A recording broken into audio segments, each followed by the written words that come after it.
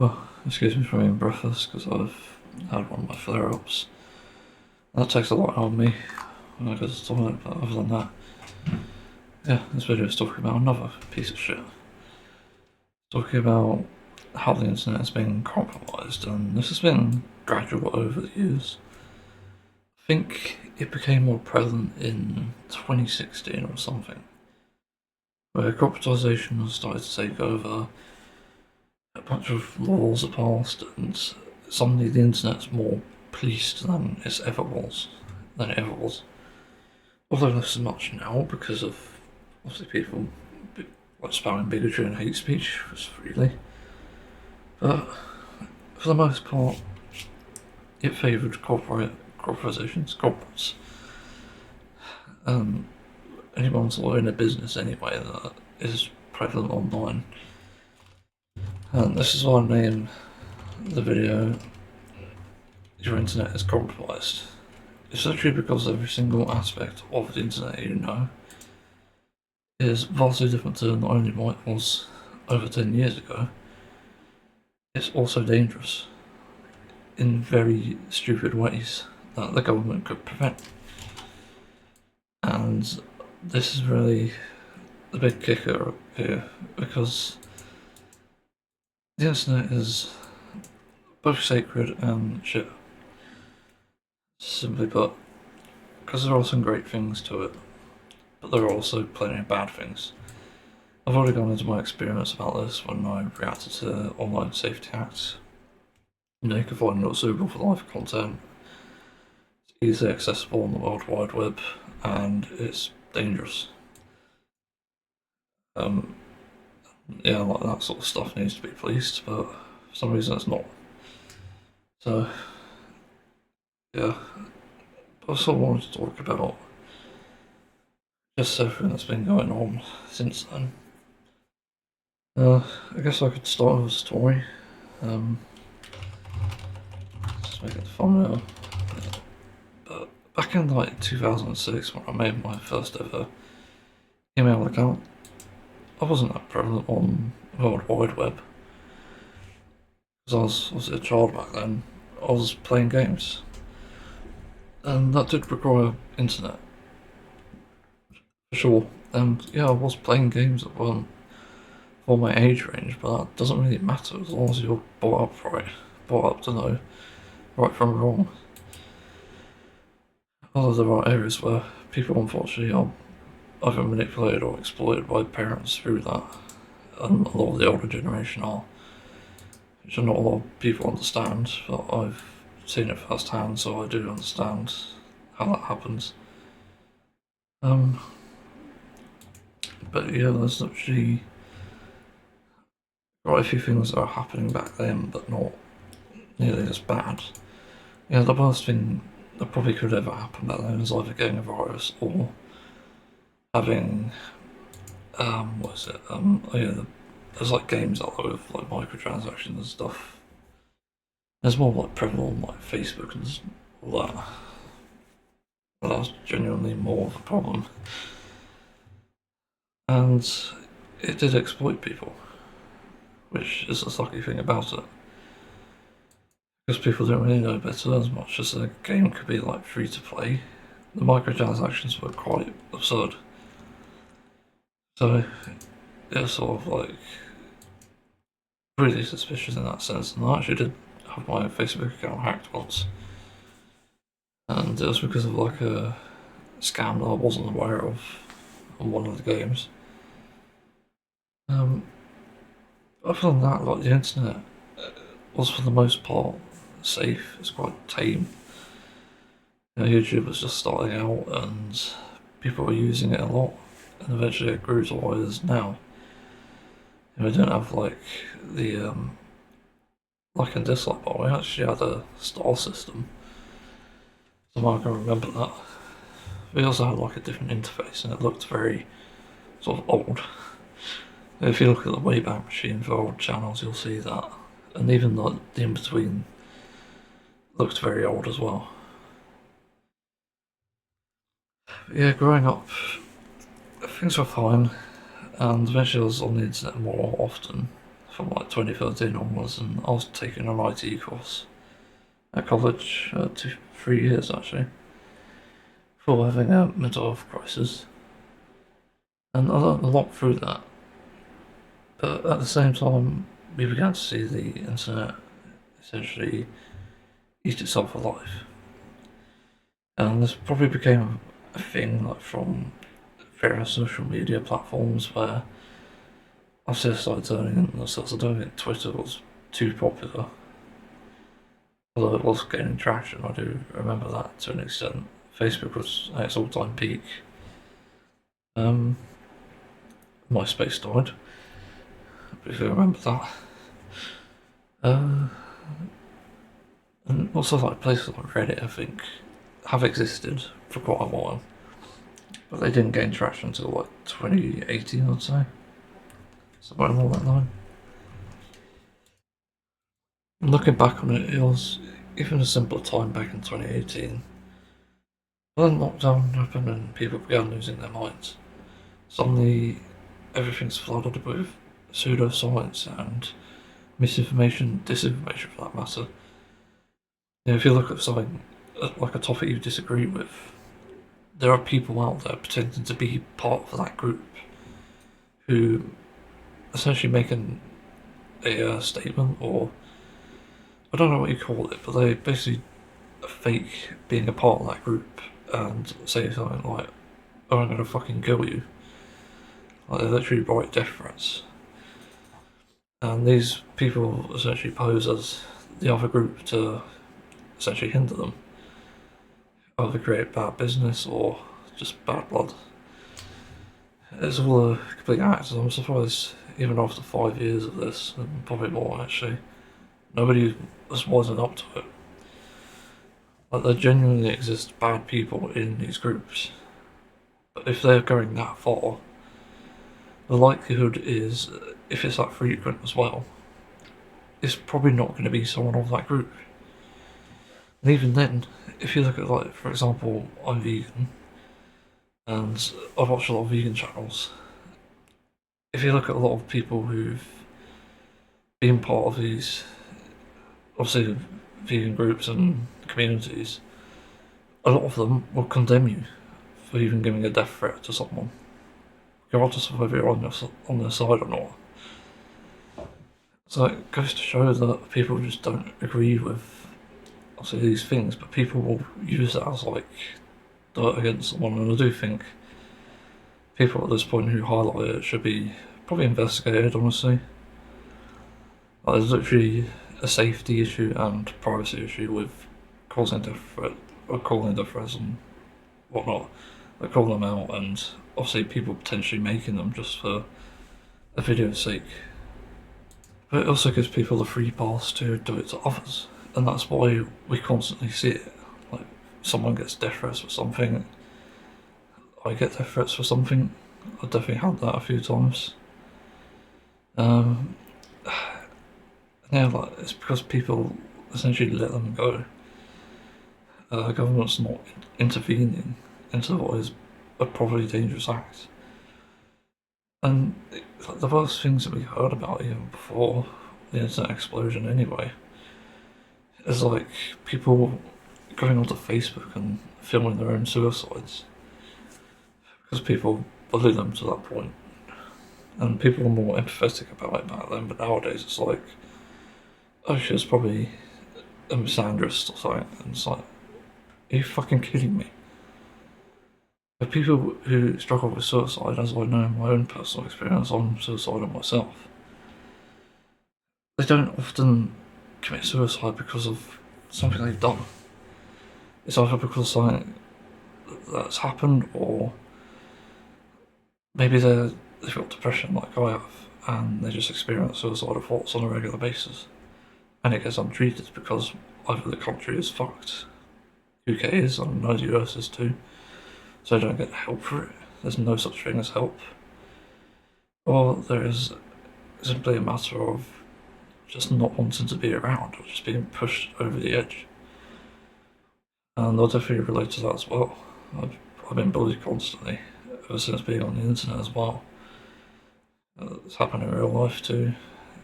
Like, it just happens, really. To make very sort of either callous or apathetic comments is just, that's a danger to life, simply put. And, instead of putting people in jail for things like piracy or, I don't know what else is that could be put in jail for. I'm not too read up on the law. But there's so many other things that are dangerous to people that do not involve things like piracy. And people say, like, but piracy is stealing. Not when the companies are stealing it from you. Simply put, that's literally how it is. Like, for example, to watch some TV shows, you have to literally use a VPN or go the backdoor method. It's as simple as that. There's no two ways about it. It's like, you could pay for it, but you're not guaranteed to get it. And that is stealing. I had this with Crunchyroll, actually. Funny story. I was watching One Piece. I really like it. I was watching the dub, and I decided to give Crunchyroll another try. Problem is, they don't have the dub, the English dub of it. And I did some research and found out that apparently Funimation, the company who owns Crunchyroll, or is partnered with them on site, they haven't released the rights to it in other countries. So for me, being in the UK, I don't have access to the One Piece dub. I have the Japanese one, but not the English dub, which I was planning on watching. And I needed a VPN to actually go to a US location and watch it that way. But that sort of thing just felt wrong to me. And again, it sort of ties into what I'm going to talk about later, about how corporatisation and government is ruining everything, which is why the internet is compromised. There's plenty of issues on the internet, don't get me wrong, and there's many that can be solved with government intervention. The problem is this government has no clue, neither does corporations.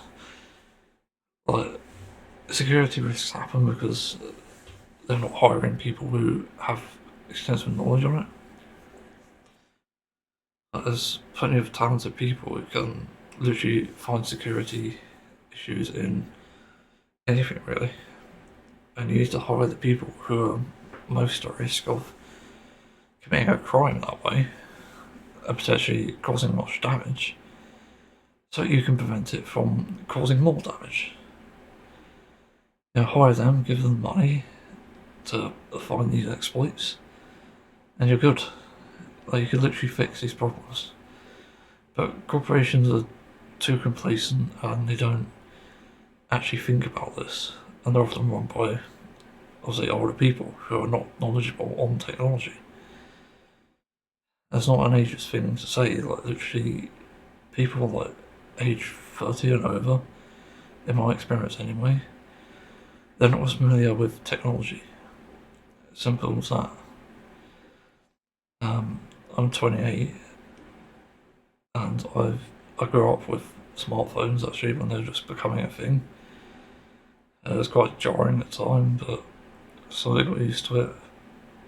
But people are more knowledgeable about it the younger they are, because it's literally there. And again, it's probably corporatisation, but again, there's a place for people who can do good for the world, even with like the bad ideas they have. And security is one of them. There's probably other places as well. Like, anyway, after lockdown, people just began to lose their minds, and conspiracy theories also popped up. And I didn't really think that people were actually believing this until I went to meet a friend in real life. And this was the first time I've ever actually gone out to meet a friend, by the way. She wasn't someone close to me, but she was definitely a friend, I would say. And we have similar problems too, so we got on in that sense. And we were sitting there enjoying our time, and then because we were going to like this event sort of thing, it's like a quiet one, Oddly enough, like religious. I didn't even realise that at the time. I was wearing like a metal band t-shirt. That's so out of place.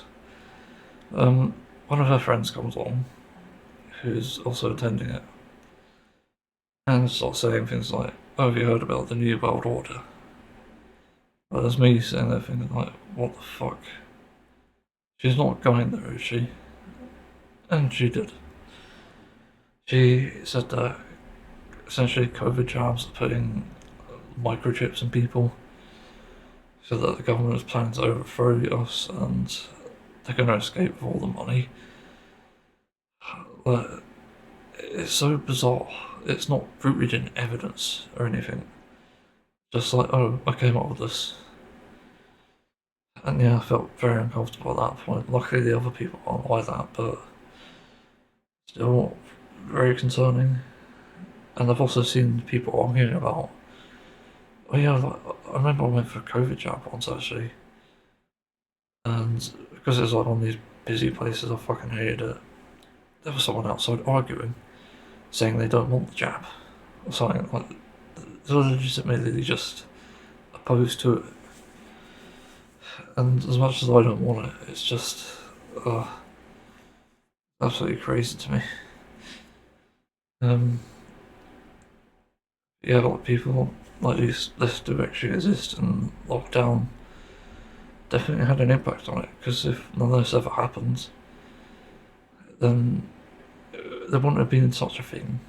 Like even back in 2018, the most you get is like people going on the streets warning about the second coming of Jesus or something.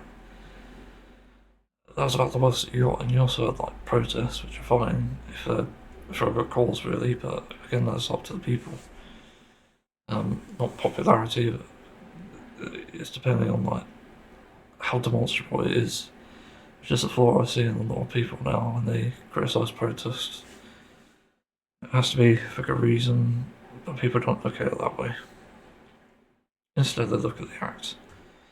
I think it's all shit. Yeah, I guess that's why. I guess that's why. I don't know what the word that's like. Women's rights only came along because of protests. Black rights only became a thing because of protests. Like, there's many different areas where protests have benefited people. And ironically, the people criticising this, who are of that minority, don't realise that their existence now, to live their own lives freely, is rooted in that, in protests. And what you're advocating for is essentially undermining what everyone fought so hard for. Yeah, that's enough of that. Couldn't have said anything better, I don't think. Um, so yeah, that sort of random bullshit just came out, and that definitely shook up the world in a sense. And then obviously the things with like Black Lives Matter happened, and people obviously like completely. What was it? Can't remember the words. I think they were straw manning it. I think that's the term. Like accusing obviously George Floyd of being a drug addict or something, a drug dealer, even though it's irrelevant. Like a literal murder is a murder. Simple as that. It's just so dumb. Uh, yeah, like again, we wouldn't have any of that, and this brings up the sort of important point of prevention. And this is why we protest. And I've said this even about things like AI, like years ago when that started, when DALL-E was a thing. I said AI could be one of the biggest dangers to media that we actually know, and also possibly humanity. But media was like my main focus. And it got so good to the point where you almost can't distinguish AI to actual media now. So much so that it's actually dangerous to not use a critical scope on things that you watch regularly, because it literally can be hiding in plain sight. Um, yeah, like so many bad things happened after the lockdown. So we're in a sort of tight situation where I think everybody feels like humanity is at an all-time low, and it actually is, because there's more going on. There's like wars, there's obviously like a presidential election, which for some reason put a sexual predator in charge, and probably a paedophile that. But again, like, people are idiots and don't realise this, and it's also probably a telling sign of a person's ulterior motives, like the people who voted him in. Like, hello, this is a no-brainer here. Like, why else would you put someone like that in charge? Um, so yeah, we're sort of I wouldn't say a standstill, but falling off a rocky slope, I'd say, and we're not sure what to do. And I'm definitely taking the steps to do what's right, especially in light of the Online Safety Act, and even more recently, like Lewis Rossman made a video. Oh God, I forgot about that. Back in the day, we never had to click cookies. That's all. So, yeah, Lewis Rossman basically brought up about the corporatization of the world, essentially ruining the internet, which is why, again, I say the internet's ruined. If you look anywhere, the Online Safety Act is going to fucking ruin it. The obviously false cookies are ruining it. And I've got another anecdote, but personalised ads are also ruining it, because guess what? Someone I know in real life got caught off by that. Completely caught off guard. And yeah, like, the thing is with ads is that it's not obvious that it's an advert always. Not always anyway. And what happened was, there was this like PDF reader thing for some reason, and it was being recommended. But it was saying something like, your PDF reader is out of date, update it here, when it's taking you to an app to install it, which is suspicious. And this was on YouTube, by the way. So YouTube being ad friendly, for the fucking record here, it's not. They're literally letting any old fucking thing on there. People who can hack you, sell illegal things. I'd rather say immoral, because legality doesn't really matter anymore. But doing immoral things, and they're let free because they pay YouTube to put their adverts on there. And this is what happened to someone I know. There's a fucking malicious app being advertised as, oh, you're out of date, so you need to update it. Click here. And yeah, they got fucking got. But YouTube are doing nothing about this, which is just nuts. And this is why people have ad blockers, just by the way. Like, holy fucking shit, people. Whoever's running this site is terrible at it, simply put. It's awful. There's so many bad decisions over the years. Like, I hate that I can no longer like click on an icon in my subscription feed to add a video to watch later. That used to be a thing, by the way, like about 3 or 4 years ago. But now you have to click on the dots and save to playlist and save to watch later. Or just save to watch later, I think is a button on that list, but it's really inconvenient. Really dumb. So, yeah.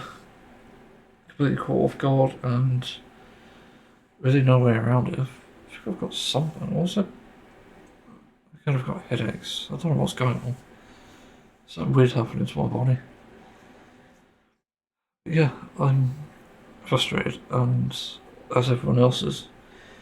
Lewis Rossman was basically talking about how corporatization ruined the internet, and we should be rebelling. We should be making corporations, corporates, shaking in their boots. And we do that by protesting and essentially wearing a mask. And one of the proposals that he put out there was Clippy, which I thought was clever. Because Clippy's sort of a neutral but helpful sort of tool back in the day. For anyone who's like younger than 20. Clippy was something we had on Microsoft Office, I think. I think it was across all of them. But here, just basically assist us during our documents. It's not like a little AI thing before AI. It wasn't judgmental, it wasn't doing anything malicious, it was just there. And that's what Clippy essentially symbolises. And now Lois Rossman is calling that people change their profile pictures to Clippy. Which I'm definitely going to do after this. I've already made an image. Yeah, corporatization is ruining the world.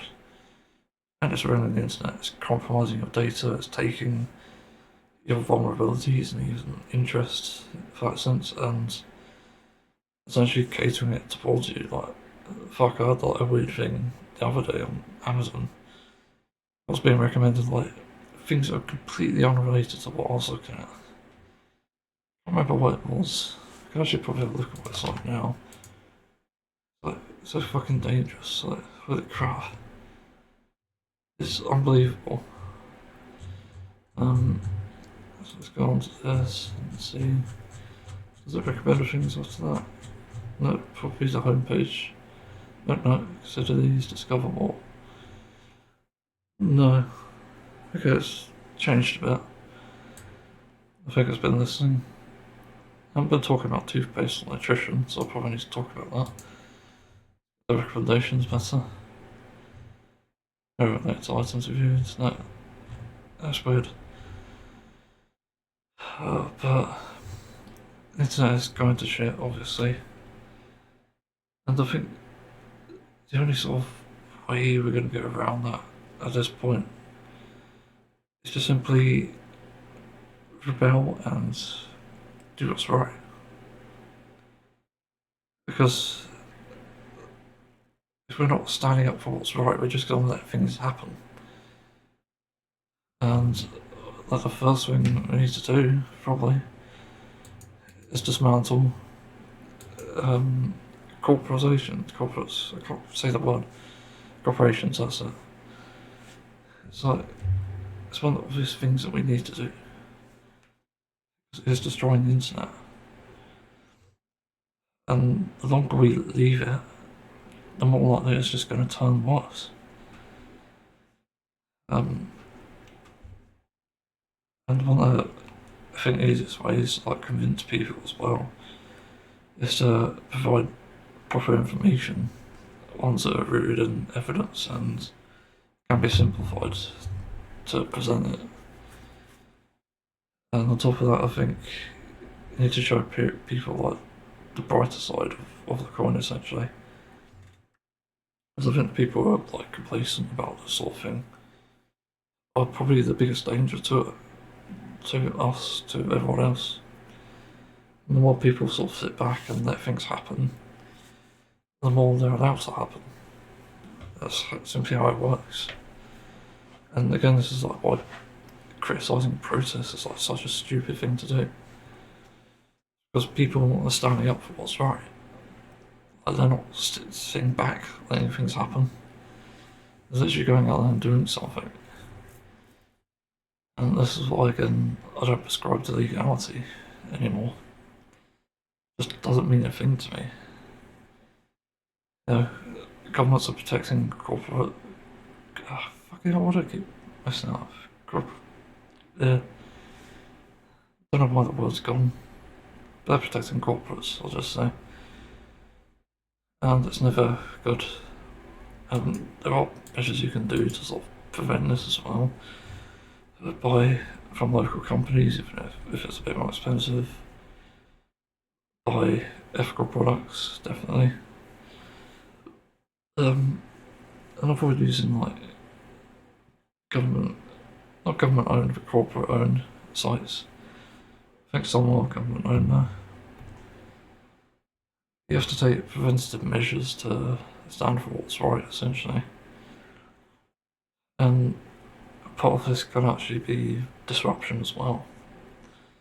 And I think there's a case to be made that if suddenly YouTube is hacked entirely, then some good could come out of it. I don't know. it's definitely something that can happen. And as I've said before, we're also overdue sort of a change in government, like everywhere. There's plenty of people in Russia, I think, who disagree with the war. There's plenty of people in the US who disagree with Trump. And there's also like people in the UK now rising up and disagreeing with, say, Labour. And yeah, and I think one of the best ways to address that is literally to rebel. It's literally the only way. And I think this direct action can have an impact as well. Now, whether it's helping people or whether see another light or just going straight to the government or corporations, that can have an impact. And I can't stress this enough, it's important you stand up for what's right. I've never been one to sort of sit still about a topic, especially when it bothers me so much, and that's why I'm making this. I've always sort of hesitated about uploading stuff like this, but it's so important that the information gets out there. And I'm very much open to suggestions as well, and as well as corrections if I said anything wrong. Yeah, but the power is to the people at the end of the day. And there's more people than there are government and corporates and even people just completely bigoted, completely oblivious to this sort of thing, or just don't care, or maybe callous, like, who knows. Again, people are stronger, and we need to realise that more. So, thanks for listening. See everyone another time.